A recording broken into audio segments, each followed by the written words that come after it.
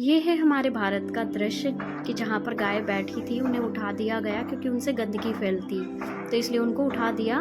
और ये भारत देश, हम उसी देश के वासी हैं जहाँ पर गोपालक हुआ, ग्वाला हुआ, श्री कृष्ण कन्हई हुआ, जिसने स्वर्ग से गायों की सेवा की, पूरे जन्म तक गायों को पाला, जिसने ग्वाला कहाया जो। तो ये हमारा भारत देश है। और ये है आउट ऑफ इंडिया का ट्रेंड जो कि आजकल चल रहा है, काऊ कडलिंग। वो समझ गए हैं कि गायों के शरण में रहना कितना ज़रूरी है वैज्ञानिक तौर पर, और वो कितना बॉडी को इफ़ेक्ट करेगा, बॉडी को फ़ायदा देगा, रिलीफ करेगा, ब्लड प्रेशर कंट्रोल करेगा, बहुत सारी राहत देगा। तो वो समझ गए और वो आजकल पैसा देकर, डॉलर्स में खर्च कर कर गायों की शरण में समय व्यतीत करने के लिए पैसा क्या कहना है इनका ये देखिए। एक ने जब ये थेरेपी ली तो इन्होंने कहा कि जो खर्च किया वो सही था, और एक ने कहा कि इसको शामिल कर लीजिए, और ये अलग ही थेरेपी स्टार्ट हो गई काऊ कडलिंग की, जिसके पूरे बेनिफिट, हाईलाइटेड पॉइंट, सारी चीज़ें यहाँ पर दी गई है। और ये हो रही है हमारे भारत देश में काऊ कडलिंग।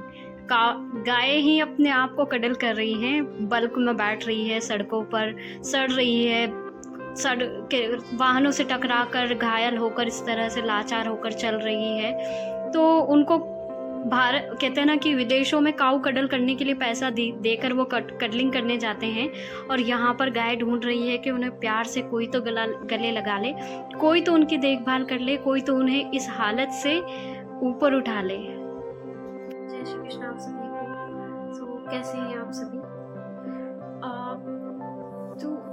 ये वीडियो वैसे बेसिकली मैंने एक थोड़े से कुछ बातें करनी थी इस वजह से बनाया, क्योंकि बेसिकली कान्हा की प्रतिमा भी बोलती है, मैं कान्हा से रिलेटेड चीज़ें ही डालने के लिए मैंने ये चैनल बनाया था। और कृष्णा की जो फीलिंग आती है अंदर से कि मुझे इस बारे में बोलना चाहिए, मैं कोई समाज सेवी नहीं हूँ, समाज सुधारक तो मैं नहीं कह सकती हूँ, क्योंकि मैंने अभी तक ऐसा कोई काम नहीं किया है और ना ही मैंने समाज को सुधारने में कोई योगदान दिया है। लेकिन कहते हैं ना कि जब दिल से, आत्मा से कोई बात आती है तो उसे बोल देना चाहिए, क्योंकि वो कहीं ना कहीं आत्मा में परमात्मा मेरे श्री कृष्ण वास करते हैं।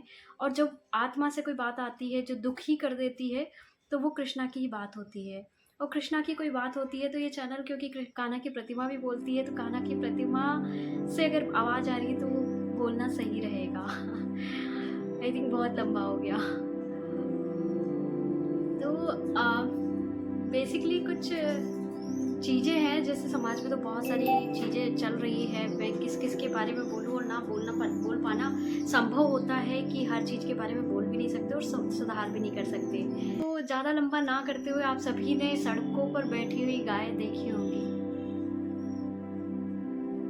सड़कों पर गाय बैठी हुई देखी होंगी। और कई गायों को, अगर आप, वैसे तो ये यकीनन मुझे पता है कि किसी के पास इतना समय नहीं है कि उन गायों के मुंह की तरफ देखा होगा किसी ने, और देखा होगा कि वो कुछ कहना चाहती है या कुछ बोलना चाहती है, या किसी फील में है, उनकी भी कोई भावनाएं हैं जिसे वो व्यक्त करना चाहती है। लकी मानती हूँ खुद को कि मेरी माँ जो है, हमारा घर जो है उसमें लंबी सी लाइन है जिसमें गाड़ियाँ रखी, पार्किंग वाला एरिया कह सकते हैं एक तरह से। तो मैं लकी हूँ कि मेरी माँ की ये सोच है जो बुलाती है गायों को, ना कि भगाती है। मैं लकी हूँ क्योंकि हमारे पास कोई गाय नहीं है जिसे हम पाले हुए हैं, पर जो छूटी हुई गाय हैं उनको मम्मी अंदर ले आती है कि आने दो, ताकि इनको बारिश से बच जाए, धूप से बच जाए, गर्मी से बच जाए, इनको छांव मिल जाए, ये थकी होंगी, ये थोड़ी देर बैठ जाए, इसलिए मम्मी अंदर उन्हें कर लेती है। ये हुई मैं जिस परिवार में जाने वाली हूँ। मैं लकी हूँ कि मेरे माँ पापा सिर्फ बच्चों के पास दिल्ली में आकर इसलिए नहीं रहते हैं क्योंकि उन्होंने एक गाय पाल रखी है, और वो गाय उनके लिए, उनके बच्चों से प्रिय है। वो गाय को नहीं छोड़ सकते, चाहे वो हमारे साथ दिल्ली में रहना छोड़ सकते हैं, तो वो दिल्ली में इसलिए नहीं आते। तो मैं लकी हूँ कि मैं ऐसा परिवार से आती हूँ कि एक परिवार में गाय ना होते हुए भी छूटी हुई गायों की सेवा करने के लिए मम्मी तत्पर है, और एक परिवार है जिसमें गायों के लिए, मेरी गाय के लिए हमारे मम्मी पापा हमारे साथ दिल्ली में आने के लिए रेडी नहीं हो। वो बच्चों का सुख 70-75 की एज हो रखी है, और बच्चों के साथ रहने का सुख नहीं भोगना चाहते, उन्हें गाय के साथ रहना पसंद है। क्योंकि दिल्ली में गाय कौन कैसे पालेगा, गाय कौन रखेगा, कहाँ रखेगा, क्योंकि सबको पता है समाज में उनको गायों की बदबू आएगी।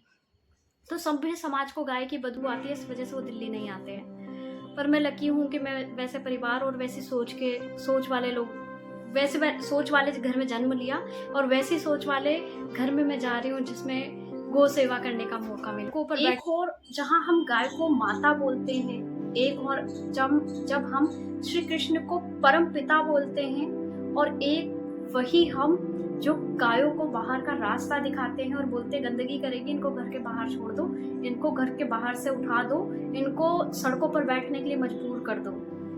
और एक और वो फॉरेन के देश अच्छे हैं जहाँ पर काउ कटलिंग थेरेपी चलती है। वो विदेशी होकर समझ गए और हम देश के होकर क्या कर रहे हैं। थोड़ा इस चीज़ को फैलाए कि इनकी हालत ये ना हो कि कृष्ण को आना पड़े और हम जो पूजने वाले हैं उन्हीं को दंड देना पड़े, क्योंकि हम ही तो गायों की हालत वो करने वाले हैं ना।